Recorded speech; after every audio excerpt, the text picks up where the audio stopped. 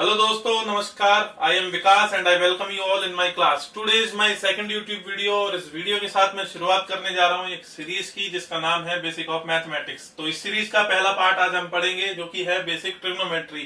तो इस वीडियो को स्टार्ट करूं, इस सीरीज को स्टार्ट करूं उससे पहले मैं चाहूंगा कि आप मेरे चैनल दी विकास पल्लीवाल को जरूर सब्सक्राइब करें, वीडियो को पूरा देखें और यदि वीडियो पसंद आता है तो लाइक एंड शेयर जरूर कीजिए। तो आइए आगे बढ़ते हैं। आज हम वीडियो में पढ़ेंगे कि ट्रिग्नोमेट्रिक रेशियोज क्या होते हैं, त्रिकोणमितीय अनुपातों की परिभाषा क्या होती है और 0 डिग्री से 90 डिग्री के लिए विभिन्न त्रिकोणमितीय अनुपातों का मान क्या होता है तथा किस चतुर्थांश में कौन से त्रिकोणमितीय अनुपात का मान धनात्मक होता है तथा ऋणात्मक होता है। तो आइए शुरुआत करते हैं वीडियो के फर्स्ट पार्ट की। उससे पहले मैं आपको बताना चाहूंगा कि ये दो बेसिक चीजें जो मैं आपको बता दूं कि अनुपात और समकोण त्रिभुज ये क्या होते हैं, मैं थोड़ा थोड़ा आइडिया आपको इनके बारे में दे दूं। तो A अनुपात B एक अनुपात है जिसे यदि A बटा B भी लिखा जाए तो वो इसी के बराबर होता है। यानी मैं कहूं जैसे एक अनुपात 5:4 को 5/4 लिखा जा सकता है, X अनुपात 3 को X/3 लिखा जा सकता है, 2/5 को 2:5 लिखा जा सकता है। दूसरी बात जो आपको पता होना चाहिए, जैसे 2/5 का उल्टा 5/2 होता है, ये दोनों बराबर नहीं होते। उसी प्रकार A/B का उल्टा B/A होता है, यानी व्युत्क्रम A/B का B/A है, तो ये दोनों भी बराबर नहीं होंगे। हम कह सकते हैं कि A अनुपात B is not equal to B अनुपात A। लेकिन आपको एक बात समझ में आनी चाहिए कि यदि A/B को उसके व्युत्क्रम से गुणा किया जाए तो हमें 1 प्राप्त होता है। मैं कह सकता हूं कि यदि X/4 को 4/X से गुणा करेंगे तो हमें 1 प्राप्त होगा। उसी प्रकार L/K को K/L से गुणा करेंगे तो हमें 1 प्राप्त होगा। आप ध्यान रखेंगे इन चीजों का, हमें अभी जरूरत पड़ेगी। तो अगले टॉपिक पे आते हैं जो है हमारा त्रिभुज। त्रिभुज को थोड़ा सा समझते हैं। त्रिभुज में क्या होता है कि त्रिभुज आपका 3 भुजाओं से घिरी हुई बंद समतलीय आकृति है। यह 3 प्रकार का होता है। न्यून कोण त्रिभुज जिसमें कि तीनों अंतःकोणों का मान 90 डिग्री से छोटा होता है, तथा अधिक कोण त्रिभुज जिसमें एक कोण 90 डिग्री से बड़ा होता है, तथा समकोण त्रिभुज जिसमें एक कोण 90 डिग्री होता है, या कहे कि दोनों छोटे कोणों का योग 90 डिग्री के बराबर होता है। त्रिकोणमिति पूरी समकोण त्रिभुज के ऊपर आधारित होती है। इसमें सबसे इंपॉर्टेंट जो चीज है वो है पाइथागोरस प्रमेय। पाइथागोरस प्रमेय को बोधायन प्रमेय भी कहा जाता है, जो कि समकोण त्रिभुज की भुजाओं में संबंध बताती है। कर्ण स्क्वायर इक्वल टू लंब स्क्वायर प्लस आधार स्क्वायर। यहाँ कर्ण, लंब और आधार समकोण त्रिभुज की भुजाएं हैं तथा ये तीनों मिलकर ट्रिपलेट बनाती हैं। इसके कुछ एग्जाम्पल 3, 4, 5। किसी भी समकोण त्रिभुज में 90 डिग्री के सामने वाली भुजा को कर्ण बोला जाता है। बाकी दोनों भुजाएं उसके पाद कहलाते हैं, legs of A right angle triangle, जो कि लंब होती है और आधार होती है। लंब जिस कोण की बात की जाएगी उसके सामने वाली भुजा को लंब बोलेंगे तथा बची हुई भुजा आधार होगी। यदि मैं बोलूं कि इस त्रिभुज में ये कोण 90 डिग्री है तथा मैं इस कोण के लिए त्रिकोणमितीय अनुपात का मान लिखना चाहता हूं, तो इस कोण के सामने वाली भुजा लंब होगी तथा ये बची हुई तीसरी भुजा ये आधार होगी। 90 डिग्री के सामने की भुजा कर्ण होगी।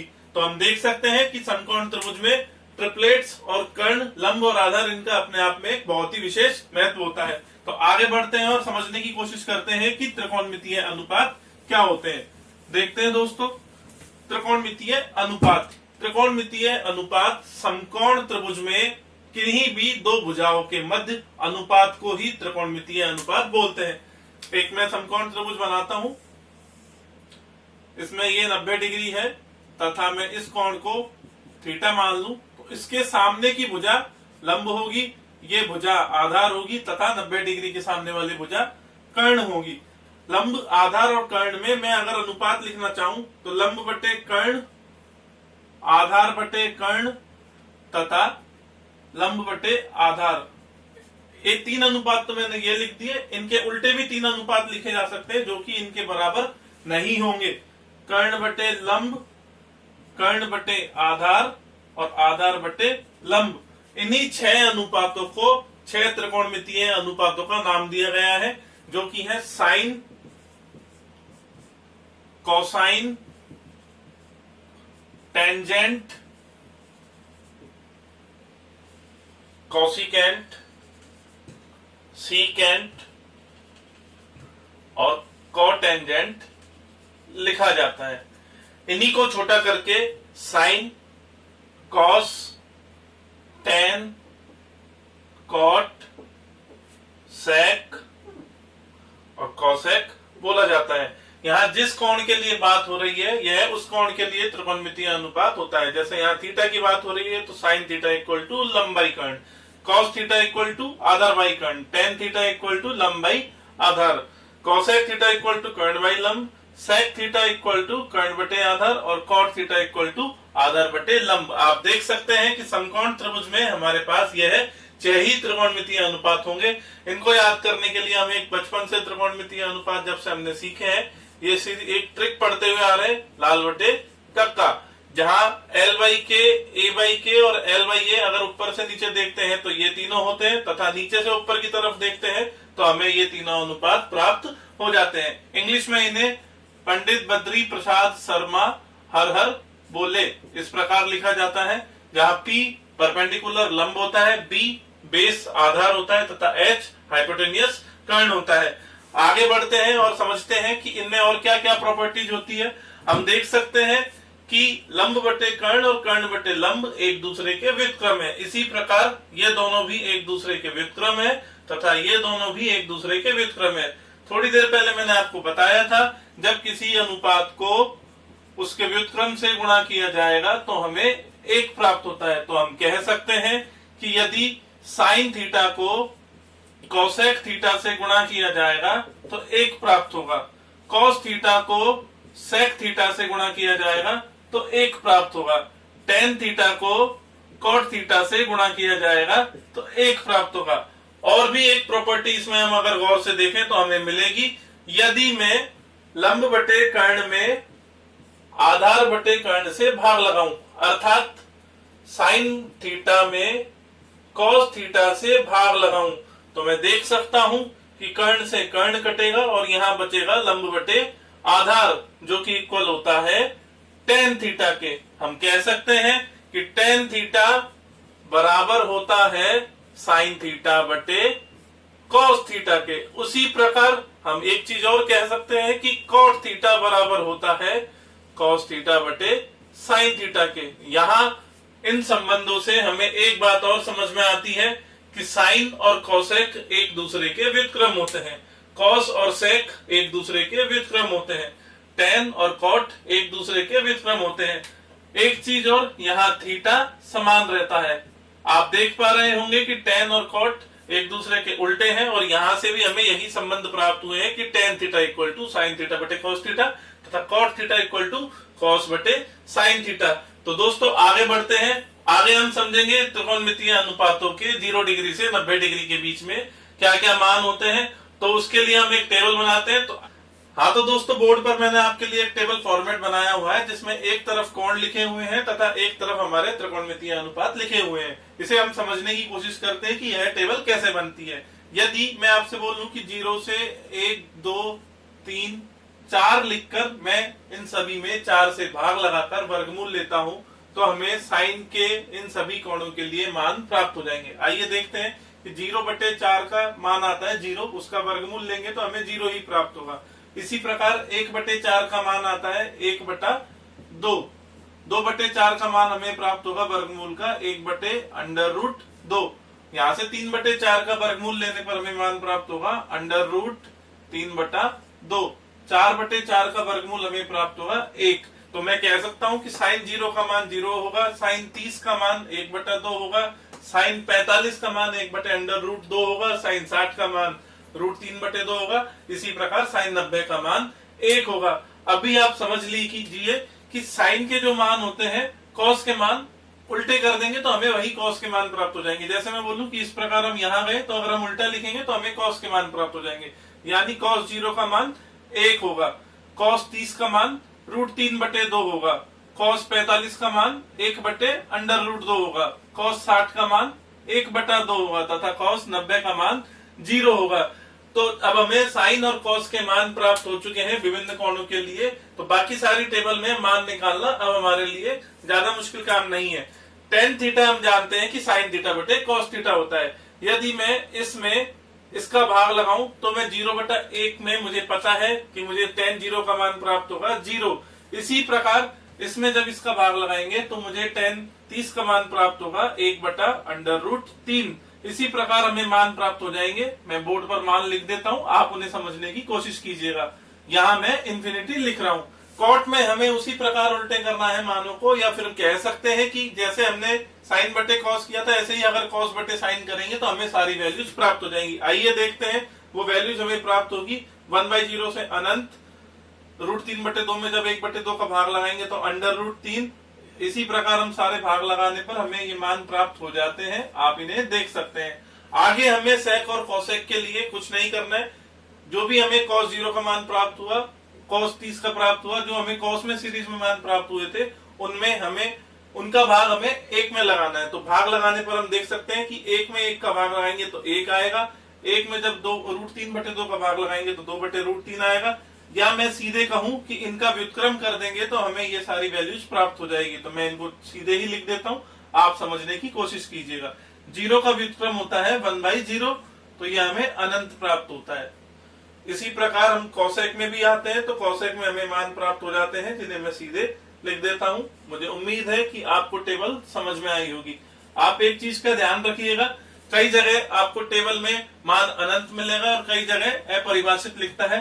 तो अभी आप अपनी सुविधा के हिसाब से जो भी आप कहना चाहें यहाँ वो मान लिख सकते हैं। आपको उम्मीद है मुझे कि समझ में आया होगा।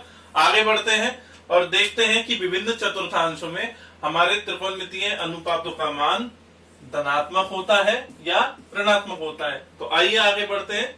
तो दोस्तों समझते हैं कि किस चतुर्थांश में कौन सा त्रिकोणमितीय अनुपात धनात्मक होगा तथा कौन सा ऋणात्मक होगा। यह समझने के लिए मैंने बोर्ड पर एक चित्र बनाया हुआ है। आप देखेंगे पहले चतुर्थांश में सभी त्रिकोणमितीय अनुपात धनात्मक होते हैं। दूसरे चतुर्थांश में साइन तथा उसका उल्टा कोसेक धनात्मक होते हैं तथा बाकी सारे त्रिकोणमितीय अनुपात ऋणात्मक होते हैं। इसी प्रकार तीसरे चतुर्थांश में टेन तथा उसका उल्टा कॉट धनात्मक होते हैं, बाकी सारे त्रिकोणमितीय अनुपात ऋणात्मक होते हैं।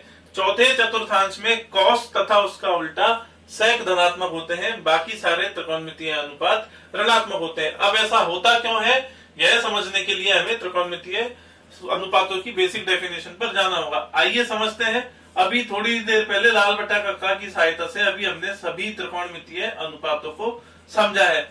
आप देखेंगे कि इसमें हमारे पास लंब होता है, आधार होता है और कर्ण होता है। कर्ण आपका जो होता है वो आपका √L² प्लस A² होता है। तो यहां से हम कह सकते हैं कि कर्ण हमेशा एक धनात्मक मान होगा, कर्ण का मान हमेशा ही पॉजिटिव होगा। अब लंब और आधार आपके विभिन्न चतुर्थांशों में धनात्मक भी हो सकते हैं और ऋणात्मक भी हो सकते हैं। तो लंब और आधार की स्थिति के अनुसार आपके विभिन्न त्रिकोणमितीय अनुपात विभिन्न चतुर्थांशों में धनात्मक होते हैं या ऋणात्मक होते हैं। आइए इसको समझने के लिए मैं एक और चित्र बनाता हूं। देखिए तो दोस्तों आप सभी इन फिगर्स को देख पा रहे हैं। आप देख रहे हैं मैंने 4 चित्र बनाए हैं, चारों चतुर्थांश में है। ये फर्स्ट में, ये सेकंड में, ये थर्ड में और ये फोर्थ में। तो आइए मैं आपको समझाने की कोशिश करता हूँ। आप देख सकते हैं यह समकोण त्रिभुज में ये थीटा है, तो थीटा के सामने की ये भुजा लंब होगी, यह 90 डिग्री, तो इसके सामने की ये भुजा कर्ण होगी और यह हमारी बची हुई भुजा आधार होगी। इसी प्रकार बाकी तीनों त्रिभुज में भी हम लंब, आधार और कर्ण देख सकते हैं। इसके सामने ये लंब, ये कर्ण और ये आधार, ये थीटा के सामने ये भुजा लंब, ये कर्ण और ये बची हुई भुजा हमारी आधार।